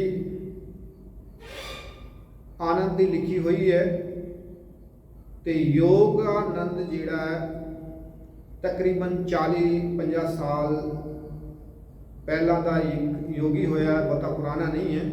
ਭਾਰਤ ਦਾ ਜਿਹਨੇ ਅਮਰੀਕਾ ਦੇ ਵਿੱਚ ਬਹੁਤ ਹੀ ਯੋਗ ਮਤ ਦਾ ਜਿਹੜਾ ਹੈ ਪ੍ਰਚਾਰ ਕੀਤਾ ਔਰ ਬੜੀ ਪ੍ਰਸਿੱਧੀ ਜਿਹੜੀ ਹੈ ਇਸਨੇ ਹਾਸਿਲ ਕੀਤੀ ਤੇ ਬੜੀ ਪ੍ਰਸਿੱਧ ਕਿਤਾਬ ਲਿਖੀ ਹੈ ਆਟੋਗ੍ਰਾਫੀ, ਜਿਸ ਦੇ ਵਿੱਚ ਉਹ ਆਪਣੇ ਤਜਰਬੇ ਜਿਹੜਾ ਉਹ ਦੱਸਦਾ ਹੈ। ਉਸਨੇ ਇੱਕ ਕਲੇਮ ਕੀਤਾ ਕਿ ਮੈਂ ਹਵਾ ਵਿੱਚ ਉੜ ਸਕਦਾ ਹਾਂ। ਆਪਣੇ ਬਾਰੇ ਉਹਨੇ ਗੱਲ ਕੀਤੀ ਕਿ ਮੈਂ ਹਵਾ ਵਿੱਚ ਜਿਹੜਾ ਹੈ ਉਹ ਉੜ ਸਕਦਾ ਤੇ ਇਹ ਜਿਹੜਾ ਉਸ ਦੀ ਜਿਹੜੀ ਆਟੋਗ੍ਰਾਫੀ ਜਿਹੜੀ ਕਿਤਾਬ ਹੈ ਉਸ ਦੇ ਵਿੱਚ ਮਿਲਦਾ ਹੈ। ਇੱਕ ਹੋਰ ਯੋਗੀ ਹੋਇਆ ਜਿਹੜਾ ਕਿ ਧਰੰਤਰ ਬ੍ਰਹਮਚਾਰੀ, ਜਿਹੜਾ ਕਿ ਬਹੁਤੀ ਪੁਰਾਣੀ ਗੱਲ ਨਹੀਂ, ਇੰਦਰਾ ਗਾਂਧੀ ਦਾ ਨਿਕਟਵਰਤੀ ਜਿਹੜਾ ਹੈ ਉਹ ਮੰਨਿਆ ਜਾਂਦਾ ਹੈ ਤੇ ਔਰ ਇਹ ਜਿਹੜਾ ਇਹਦੇ ਬਾਰੇ ਮੰਨਿਆ ਜਾਂਦਾ ਹੈ ਕਿ ਜਿਹੜਾ ਜਦੋਂ ਇੰਦਰਾ ਗਾਂਧੀ ਦੂਜੀ ਵਾਰੀ ਰਾਜਨੀਤੀ ਵਿੱਚ ਆਈ ਤੇ ਕਹਿੰਦੇ ਇਹਦੀ ਹੀ ਕਿਰਪਾ ਦੇ ਦੁਆਰਾ ਇਹਨੂੰ ਦੂਜੀ ਵਾਰੀ ਸੱਤਾ ਹਾਸਿਲ ਹੋਈ। ਇਹਦੇ ਬਾਰੇ ਇਹ ਮਤਲਬ ਪ੍ਰਚਲਿਤ ਰਿਹਾ ਤੇ ਇਹ ਜਿਹੜਾ ਜੋਗੀ ਇੱਕ ਹੈਲੀਕਾਪਟਰ ਹਾਦਸੇ ਵਿੱਚ ਮਾਰਿਆ ਗਿਆ ਔਰ ਇੰਦਰਾ ਗਾਂਧੀ ਦੀ ਕਿਰਪਾ ਦੇ ਦੁਆਰਾ ਐਮਰਜੈਂਸੀ ਤੋਂ ਬਾਅਦ ਜਦੋਂ ਦੂਜੀ ਵਾਰੀ ਸੱਤਾ ਵਿੱਚ ਆਉਂਦੀ ਹੈ ਤਾਂ ਇਸੇ ਦੀ ਕਿਰਪਾ ਦੇ ਦੁਆਰਾ ਇਸ ਨੂੰ ਜਿਹੜੀ ਹੈ ਸੱਤਾ ਹਾਸਲ ਹੁੰਦੀ ਹੈ। ਸੋ ਇਸੇ ਤਰੀਕੇ ਨਾਲ ਇੱਕ ਮਹੇਸ਼ ਜੋਗੀ ਜਿਹੜਾ ਹੈ ਬਹੁਤ ਹੀ ਮਸ਼ਹੂਰ ਹੈ ਤੇ ਇਸ ਦੇ ਵਿੱਚ ਇਹ ਦੱਸਿਆ ਜਾਂਦਾ ਇਹਦੇ ਬਾਰੇ ਕਿ ਇਹ ਵੀ ਅਮਰੀਕਾ ਵਿੱਚ ਬੜੀ ਪ੍ਰਸਿੱਧੀ ਹਾਸਲ ਕਰ ਚੁੱਕਿਆ ਹੈ ਕਿ ਇਹਨੇ ਅਮਰੀਕਾ ਦੇ ਵਿੱਚ ਬਹੁਤ ਆਪਣਾ ਜਿਹੜਾ ਪ੍ਰਚਾਰ ਕੀਤਾ ਔਰ ਸਿੱਖਾਂ ਵਿੱਚ ਜਿਹੜਾ ਕਿ ਅੱਜ ਕੱਲ੍ਹ ਪ੍ਰਸਿੱਧ ਹੈ ਉਹ ਹਰਭਜਨ ਜੋਗੀ, ਜਿਨਨੇ ਬਹੁਤ ਅਮਰੀਕਨ ਲੋਕਾਂ ਨੂੰ ਸਿੱਖ ਬਣਾਇਆ ਤੇ ਜਿਨਨੇ ਸਿੱਖੀ ਦੇ ਨਾਂ ਤੇ ਲੋਕਾਂ ਨੂੰ ਘੱਟ ਸਿੱਖ ਬਣਾਇਆ। ਤਕਰੀਬਨ ਯੋਗ ਦੇ ਨਾਂ ਤੇ, ਯੋਗ ਸਾਧਨਾ ਦੇ ਨਾਂ ਤੇ ਬਹੁਤ ਜ਼ਿਆਦਾ ਜਿਹੜਾ ਹੈ ਲੋਕਾਂ ਨੂੰ ਸਿੱਖ ਬਣਾਇਆ। ਸੋ ਇਹ ਵੀ ਅੱਜ ਕੱਲ੍ਹ ਬਹੁਤ ਹੀ ਤਕਰੀਬਨ ਪ੍ਰਸਿੱਧ ਹੈ। ਅੱਜ ਦੇ ਸਮੇਂ ਦੇ ਵਿੱਚ ਅਮਰੀਕਾ ਦੇ ਵਿੱਚ ਇਸ ਨੇ ਤਕਰੀਬਨ ਕਾਫੀ ਪ੍ਰਸਿੱਧੀ ਹਾਸਲ ਕੀਤੀ ਹੈ। ਤੋ ਲੋਕ ਜਿਹੜੇ ਪ੍ਰਭਾਵਿਤ ਹੋਏ ਇਹਨਾਂ ਜੋਗੀਆਂ ਤੋਂ, ਸੋ ਹਰਭਜਨ ਜੋਗੀ ਤੋਂ ਪ੍ਰਭਾਵਿਤ ਹੋ ਕਰਕੇ ਲੋਕਾਂ ਨੇ ਭਾਵੇਂ ਕਿ ਯੋਗ ਦੇ ਤੌਰ ਤੇ ਹੀ ਪ੍ਰਭਾਵਿਤ ਸਨ, ਲੇਕਿਨ ਉਹਨਾਂ ਨੇ ਸਿੱਖੀ ਜਿਹੜੀ ਉਹ ਹਾਸਲ ਕੀਤੀ ਹੈ। ਯੋਗ ਮਤ ਦੀ ਜਿਹੜੀ ਸਾਧਨਾ ਜਿਹੜੀ ਹੈ ਉਹ ਇਹਨਾਂ ਦੇ ਵਿੱਚ ਕਰਾਈ ਜਾਂਦੀ ਹੈ। ਜਦੋਂ ਵਾਹਿਗੁਰੂ ਦਾ ਜਾਪ ਇਹ ਲੋਕ ਕਰਦੇ ਹਨ ਤੇ ਜਦੋਂ ਬਾਹਰ ਕਹਿੰਦੇ ਹਨ ਉਦੋਂ ਬਾਹਰ ਕੱਢਣਾ ਹੈ ਤੇ ਸਾਹ ਨੂੰ, ਔਰ ਜਦੋਂ ਗੁਰੂ ਕਹਿੰਦਾ ਸਾਹ ਅੰਦਰ ਲੈਣਾ। ਇਸ ਤਰ੍ਹਾਂ ਯੋਗ ਸਾਧਨਾ ਦੇ ਦੁਆਰਾ ਇੱਕ ਪ੍ਰਾਣਾਯਾਮ ਨਾਲ ਹੀ ਜਿਹੜਾ ਹੈ ਉਹ ਵਾਹਿਗੁਰੂ ਕਹਿਣਾ ਇਹਨਾਂ ਦੇ ਮਨ ਦੇ ਵਿੱਚ, ਹਰਭਜਨ ਜੋਗੀ ਦੇ ਮਨ ਵਿੱਚ ਜਿਹੜਾ ਉਹ ਸਮਝਾਇਆ ਜਾਂਦਾ ਹੈ। ਅੱਜ ਤੱਕ ਇਸ ਦਾ ਜਿਹੜਾ ਪ੍ਰਭਾਵ ਹੈ ਕਿਸੇ ਨਾ ਕਿਸੇ ਰੂਪ ਵਿੱਚ ਅਸੀਂ ਮਹਿਸੂਸ ਕਰ ਸਕਦੇ ਹਾਂ। ਤੇ ਜਨਮ ਸਾਖੀਆਂ ਦਾ ਜਦੋਂ ਅਸੀਂ ਅਧਿਐਨ ਕਰਦੇ ਹਾਂ, ਜਨਮ ਸਾਖੀਆਂ ਸਾਨੂੰ ਇਹ ਗੱਲ ਸਮਝਾਉਂਦੀਆਂ ਕਿ ਗੁਰੂ ਨਾਨਕ ਸਾਹਿਬ ਜੇਕਰ ਜਿੱਥੇ ਸਿੱਧ ਨੂੰ ਮਿਲੇ, ਸਿੱਧਾਂ ਨੂੰ ਮਿਲੇ, ਉਹਨਾਂ ਨੇ ਉਦਾਸੀਆਂ ਕੀਤੀਆਂ, ਉਦਾਸੀਆਂ ਦੌਰਾਨ ਜੋਗੀਆਂ ਨੂੰ ਜਦੋਂ ਮਿਲੇ ਹਨ, ਇੱਕ ਗੋਰਖ ਸਵਾ ਮਤਾ ਹੈ, ਉੱਥੇ ਵੀ ਜਿਹੜਾ ਜੋਗੀਆਂ ਨੂੰ ਜਿਹੜਾ ਹੈ ਗੁਰੂ ਪਾਤਸ਼ਾਹ ਮਿਲੇ ਹਨ। ਗੋਰਖ ਮਤਾ ਜਿਹਦਾ ਨਾਮ ਬਾਅਦ ਦੇ ਵਿੱਚ ਨਾਨਕ ਮਤਾ ਰੱਖਿਆ ਗਿਆ, ਔਰ ਗੋਰਖ ਹਟੜੀ ਇਹ ਸਥਾਨ ਜਿਹੜਾ ਹੈ ਉਹ ਮੁਲਤਾਨ ਦੇ ਵਿੱਚ ਹੈ। ਇੱਥੇ ਵੀ ਜਿਹੜਾ ਹੈ ਗੁਰੂ ਨਾਨਕ ਪਾਤਸ਼ਾਹ ਜੀ ਜੋਗੀਆਂ ਨੂੰ ਮਿਲੇ। ਔਰ ਇਸੇ ਤਰੀਕੇ ਦੇ ਨਾਲ ਸੁਮੇਰ ਪਰਬਤ ਤੇ ਵੀ ਗੁਰੂ ਨਾਨਕ ਪਾਤਸ਼ਾਹ ਜੀ ਜਿਹੜੇ ਹਨ ਜੋਗੀਆਂ ਨੂੰ ਜਦੋਂ ਮਿਲਦੇ ਹਨ, ਇਹਦੇ ਬਾਰੇ ਵੀ ਇੱਕ ਕਥਾ ਜਿਹੜੀ ਹੈ ਉਹ ਆਂਦੀ ਹੈ। ਔਰ ਇਹਦੇ ਬਾਰੇ ਭਾਈ ਗੁਰਦਾਸ ਜੀ ਜਿਹੜੇ ਹਨ ਉਹ ਆਪਣੀ ਬਾਤ ਦੇ ਵਿੱਚ ਜਿਹੜੇ ਹਨ ਦੱਸਦੇ ਹਨ। ਸਿੱਧੀ ਮਨੇ ਵਿਚਾਰਿਆ ਕਿ ਮੈਂ ਦਰਸ਼ਨ ਇਹ ਲੇਵੇ ਬਾਲਾ, ਐਸਾ ਜੋਗੀ ਕਲੇ ਮਾਹੇ। ਤੇ ਇਸ ਤਰ੍ਹਾਂ ਜਿਹੜਾ ਹੈ ਉਹ ਜੋਗੀਆਂ ਦੇ ਨਾਲ ਜਿਹੜੀ ਚਰਚਾ ਹੋਈ ਹੈ ਉਹਦੇ ਬਾਰੇ ਭਾਈ ਗੁਰਦਾਸ ਜੀ ਨੇ ਵੀ ਜਿਹੜਾ ਹੈ ਉਹ ਆਪਣੀ ਬਾਤ ਦੇ ਵਿੱਚ ਜਿਹੜਾ ਹੈ ਉਹ ਬਿਆਨ ਕੀਤਾ ਹੈ। ਉਹ ਅੰਤਿਮ ਜਿਹੜੀ ਮੁਲਾਕਾਤ ਹੈ ਜੋਗੀਆਂ ਦੀ ਉਹ ਗੁਰੂ ਨਾਨਕ ਪਾਤਸ਼ਾਹ ਜੀ ਦੇ ਨਾਲ ਅਚਲ ਬਟਾਲੇ ਦੇ ਵਿੱਚ ਹੁੰਦੀ ਹੈ। ਔਰ ਜਦੋਂ ਅਚਲ ਬਟਾਲੇ ਗੁਰੂ ਨਾਨਕ ਪਾਤਸ਼ਾਹ ਜੀ ਆਉਂਦੇ ਹਨ, ਉੱਥੇ ਜੋਗੀਆਂ ਦੇ ਨਾਲ ਜਿਹੜਾ ਹੈ ਉਹ ਮੁਲਾਕਾਤ ਹੁੰਦੀ ਹੈ। ਔਰ ਉਸ ਮੁਲਾਕਾਤ ਦੇ ਦੌਰਾਨ ਜਦੋਂ ਜੋਗੀਆਂ ਨੂੰ ਗੁਰੂ ਨਾਨਕ ਪਾਤਸ਼ਾਹ ਜੀ ਮਿਲਦੇ ਹਨ ਤੇ ਜੋਗੀ ਜਿਹੜੇ ਹਨ ਗੁਰੂ ਨਾਨਕ ਪਾਤਸ਼ਾਹ ਜੀ ਨਾਲ ਗੱਲ ਕਰਦੇ ਹਨ, ਉਹ ਕਹਿੰਦੇ ਹਨ ਵੀ ਜਦੋਂ ਤੁਸੀਂ ਸੁਮੇਰ ਪਰਬਤ ਤੇ ਸਾਨੂੰ ਮਿਲੇ ਸਨ, ਉਦੋਂ ਤੁਸੀਂ ਜਿਹੜਾ ਹੈ ਸਾਧਾਂ ਵਾਲਾ ਭੇਖ ਧਾਰਨ ਕੀਤਾ ਹੋਇਆ ਸੀ ਤੇ ਹੁਣ ਤੁਸੀਂ ਜਿਹੜਾ ਹੈ ਗ੍ਰਸਤੀਆਂ ਦਾ ਜਿਹੜਾ ਧਰਮ ਅਪਣਾ ਲਿਆ। ਤੇ ਤੁਸੀਂ ਜੇਕਰ ਗ੍ਰਸਤੀ ਧਰਮ ਨੂੰ ਛੱਡਣਾ ਹੀ ਨਹੀਂ ਸੀ ਤੇ ਤੁਸੀਂ ਆ ਜਿਹੜਾ ਸਾਧਾਂ ਵਾਲਾ ਜਿਹੜਾ ਭੇਖ ਧਾਰਨ ਹੀ ਕਿਉਂ ਕੀਤਾ। ਸੋ ਗੁਰੂ ਨਾਨਕ ਪਾਤਸ਼ਾਹ ਜੀ ਨੇ ਉਹਨਾਂ ਨੂੰ ਫਿਰ ਸਮਝਾਇਆ ਕਿ ਮੇਰਾ ਜਿਹੜਾ ਮਤ ਹੈ ਉਹ ਗ੍ਰਸਤੀਆਂ ਦੇ ਵਿੱਚ ਰਹਿ ਕਰਕੇ ਹੀ ਉਸ ਪਰਮਾਤਮਾ ਦੀ ਆਰਾਧਨਾ ਕਰਨਾ ਸਿਖਾਉਂਦਾ ਹੈ। ਮਾਇਆ ਦੇ ਵਿੱਚ ਰਹਿ ਕਰਕੇ ਹੀ ਨਿਰਲੇਪ ਰਹਿਣਾ ਜਿਹੜਾ ਹੈ ਉਹ ਮੈਂ ਆਪਣੇ ਜਿਹੜੇ ਸਿੱਖ ਨੇ ਉਹਨਾਂ ਨੂੰ ਸਿਖਾਉਂਦਾ ਹਾਂ। ਤੇ ਬਾਣੀ ਵਿੱਚ ਵੀ ਗੁਰੂ ਪਾਤਸ਼ਾਹ ਜੀ ਨੇ ਦੱਸਿਆ ਹੈ ਕਿ ਕਿਵੇਂ ਇੱਕ ਸਿੱਖ ਪਰਿਵਾਰ ਵਿੱਚ ਰਹਿ ਕਰਕੇ, ਗ੍ਰਸਤ ਵਿੱਚ ਰਹਿ ਕਰਕੇ ਉਸ ਪਰਮਾਤਮਾ ਦੇ ਨਾਲ ਜੁੜ ਸਕਦਾ ਹੈ ਔਰ ਮਾਇਆ ਤੋਂ ਜਿਹੜਾ ਉਹ ਨਿਰਲੇਪ ਰਹਿ ਸਕਦਾ ਹੈ। ਜੈਸੇ ਜਲ ਮੈਂ ਕਮਲ ਨਿਰਾਲਮ ਮਿਰਗਾਹੀ ਨਿਹਸਾਣੇ, ਕਿ ਜਿਵੇਂ ਕਮਲ ਦੇ ਫੁੱਲ ਦੇ ਤਰ੍ਹਾਂ, ਜਿਵੇਂ ਕਮਲ ਦਾ ਫੁੱਲ ਜਿਹੜਾ ਹੈ ਉਹ ਪਾਣੀ ਵਿੱਚ, ਚਿੱਕੜ ਵਿੱਚ ਰਹਿੰਦਾ ਹੈ, ਪਾਣੀ ਵਿੱਚ ਰਹਿੰਦਾ ਹੈ ਔਰ ਪਾਣੀ ਵਿੱਚ ਰਹਿੰਦਾ ਹੋਇਆ, ਚਿੱਕੜ ਵਿੱਚ ਰਹਿੰਦਾ ਹੋਇਆ ਉਹ ਜਿਹੜਾ ਪਾਣੀ ਤੋਂ ਨਿਰਲੇਪ ਰਹਿੰਦਾ, ਉੱਤੇ ਰਹਿੰਦਾ ਹੈ। ਇਸੇ ਤਰ੍ਹਾਂ ਜਿਹੜਾ ਮਿਰਗਾਈ ਪੰਛੀ ਹੈ ਉਹ ਪਾਣੀ ਵਿੱਚ ਜਦੋਂ ਵਿਚਰਦਾ ਹੈ, ਪਾਣੀ ਦੇ ਵਿੱਚ ਵਿਚਰਦਿਆਂ ਹੋਇਆਂ ਵੀ ਉਹਦੇ ਜਿਹੜੇ ਪੰਖ ਜਿਹੜੇ ਹਨ, ਪਰ ਜਿਹੜੇ ਹਨ ਉਹ ਭਿੱਜਦੇ ਨਹੀਂ। ਇਸੇ ਤਰ੍ਹਾਂ ਕਹਿੰਦੇ ਮੇਰਾ ਜਿਹੜਾ ਸਿੱਖ ਹੈ ਉਹ ਸੰਸਾਰ ਵਿੱਚ ਰਹਿੰਦਿਆਂ ਹੋਇਆ, ਗ੍ਰਸਤ ਵਿੱਚ ਰਹਿੰਦਿਆਂ ਹੋਇਆਂ ਉਸ ਪਰਮਾਤਮਾ ਦੇ ਨਾਲ ਜੁੜ ਸਕਦਾ ਹੈ ਔਰ ਮਾਇਆ ਤੋਂ ਨਿਰਲੇਪ ਰਹਿ ਸਕਦਾ ਹੈ, ਪ੍ਰਭੂ ਦੀ ਆਰਾਧਨਾ ਕਰ ਸਕਦਾ ਹੈ। ਸੋ ਸਿੱਧਾਂ ਜੋਗੀਆਂ ਨੂੰ ਜਿਹੜਾ ਹੈ ਗੁਰੂ ਪਾਤਸ਼ਾਹ ਜੀ ਨੇ ਇਹੀ ਰਾਹ ਸਮਝਾਇਆ ਕਿ ਗ੍ਰਸਤ ਵਿੱਚ ਰਹਿੰਦਿਆਂ ਹੋਇਆਂ ਹੀ ਜਿਹੜਾ ਹੈ ਉਸ ਪਰਮਾਤਮਾ ਦੇ ਨਾਲ ਜੁੜਿਆ ਜਾ ਸਕਦਾ ਹੈ, ਉਸ ਪਰਮਾਤਮਾ ਦੀ ਬੰਦਗੀ ਕੀਤੀ ਜਾ ਸਕਦੀ ਹੈ। ਉਹਦੇ ਵਾਸਤੇ ਜਿਹੜਾ ਹੈ ਬਾਹਰ ਭਟਕਣ ਦੀ ਲੋੜ ਨਹੀਂ, ਜੰਗਲਾਂ ਵਿੱਚ ਜਾਣ ਦੀ ਲੋੜ ਨਹੀਂ। ਇਸ ਤੋਂ ਬਾਅਦ ਗੁਰਬਾਣੀ ਵਿੱਚ ਬਹੁਤ ਸਾਰੀਆਂ ਜਿਹੜੀਆਂ ਉਦਾਹਰਨਾਂ ਸਾਨੂੰ ਮਿਲ ਜਾਂਦੀਆਂ ਹਨ, ਜਿਵੇਂ ਗੁਰੂ ਤੇਗ ਬਹਾਦਰ ਪਾਤਸ਼ਾਹ ਜੀ ਦਾ ਵੀ ਸ਼ਬਦ ਆਉਂਦਾ ਹੈ ਕਿ ਕਾਹਿਰੇ ਬਨ ਖੋਜਨ ਜਾਹੀ ਸਰਬ ਨਿਵਾਸੀ ਸਦਾ ਲੈ ਪਾਤੋ ਹੀ ਸੰਗ ਸਮਾਈ। ਜਾਂ ਬਾਬਾ ਫਰੀਦ ਸਾਹਿਬ ਵੀ ਕਹਿੰਦੇ ਹਨ, ਫਰੀਦਾ ਜੰਗਲ ਜੰਗਲ ਕਿਆ ਪਵੈ ਬਣ ਕੰਡਾ ਮੋੜੇ। ਤੇ ਇਸ ਤਰ੍ਹਾਂ ਕਿ ਜਿਵੇਂ ਤੁਸੀਂ ਜੰਗਲਾਂ ਵਿੱਚ ਜਾ ਕਰਕੇ ਰੱਬ ਦੀ ਭਾਲਨਾ ਕਰਦੇ ਹੋ, ਰੱਬ ਨੂੰ ਲੱਭਦੇ ਹੋ, ਉਹ ਕੁਝ ਕਰਨ ਦੀ ਲੋੜ ਨਹੀਂ।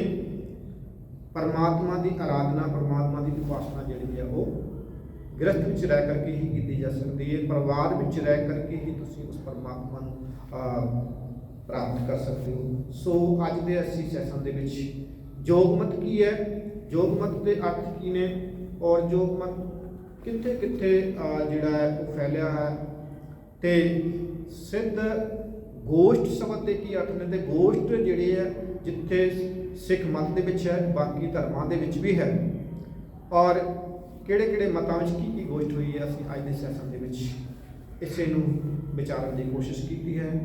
ਵਾਹਿਗੁਰੂ ਜੀ ਕਾ ਖਾਲਸਾ, ਵਾਹਿਗੁਰੂ ਜੀ ਕੀ ਫਤਿਹ।